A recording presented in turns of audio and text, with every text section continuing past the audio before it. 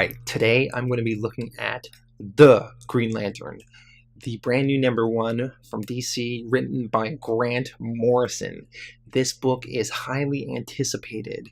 A lot of people are always very interested whenever Grant Morrison writes anything, from his X-Men run back in the day, to his All-Star Superman run, to his long Batman run. He always shakes up the status quo and does something very interesting. So a lot of people are really wanting him to shake up the Green Lantern storylines. The Green Lanterns for several years have been kind of very cosmic, and they've been really focused on this emotional spectrum and the different colors battling amongst each other. So we have the Green Lanterns versus the Yellow Lanterns versus the Red Lanterns, etc. Where Grant Morrison's angle on this book is space cops. That's what the Green Lanterns should be. They should be space cops, and he's really focusing it on that angle in this book. I'm a pretty big Green Lantern fan. I've read the entirety of Jeff Johns' 9-year Green Lantern run from 2005 to 2013, and I was a big fan of it.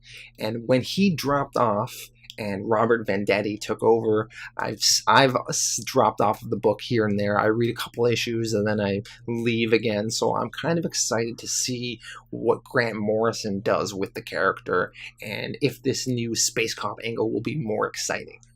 The artwork in this book is done by Liam Sharp, and I must say it does look pretty nice. So when this story opens up, we see the Guardians, and they are communicating with one Green Lantern space cop in this one sector, and we're introduced to this guy named Maxim Talks, and we see this guy, and he is battling these weird alien creatures, and he is working with this partner named Phloem, who is like a virus, and the virus is able to go into other people's bodies and make them sick. So Phloem and Maxim Talks are fighting these criminals, and they finally overpower them, and they arrest them, and they send them on the meat wagon back to HQ. And yeah, and we're introduced to all of these various different Green Lanterns and different villains and stuff like that. And then we are brought back to Earth, and we see Hal Jordan, and the title says Intergalactic Lawman. And Hal Jordan is lying in the desert, and he is apparently have been lying there for a few hours, and we meet this blonde girl, and she seems to have a familiar relationship with him. This blonde girl is apparently a character named Eve Dormis, and it's not Carol Ferris, it's this other character.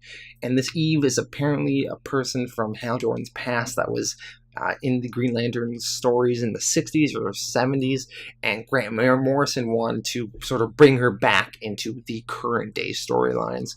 So in this issue, Hal Jordan is dating this girl, it appears, and they make out.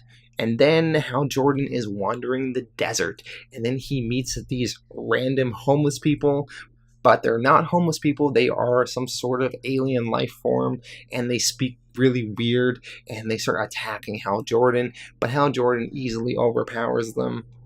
But then in the distance, Hal Jordan kind of sees this smoke burrowing up, so he goes to investigate it, and he meets this one Green Lantern called Chrysalon.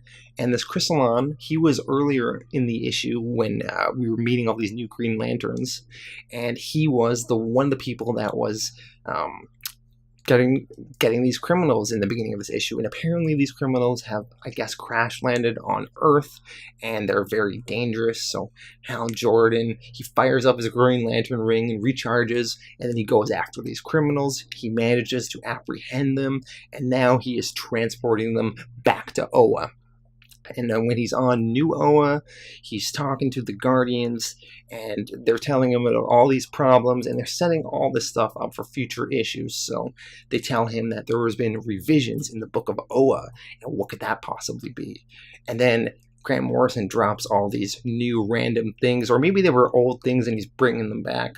So there's something called X-ray lanterns and radio lanterns and microwave lanterns and gamma lanterns and all this weird stuff. And then we go on to this last issue, the last page of the issue, and it says Asteroid X, the HQ of Controller Mu's Black Stars.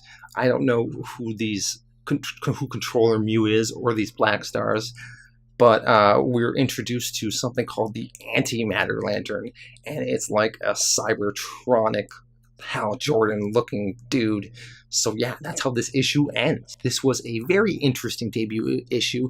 I personally found it a little bit confusing at times, and I was overwhelmed with all of the new characters and weird new concepts and just weirdness of it all. Grant Morrison loves to do weird storylines and throw these weird high concept things into the story. But mind you, it was very interesting, and I do like the whole space cops angle, and I like the idea of Green Lanterns focusing more on just being police rather than always being into some sort of intergalactic war. So this book was very exciting. I'm curious to see how future issues go. I'm definitely going to be sticking with this one, and if you want to see what Grant Morrison's going to do with Green Lantern, you should pick up this book. I'm going to give this issue an 8 out of 10.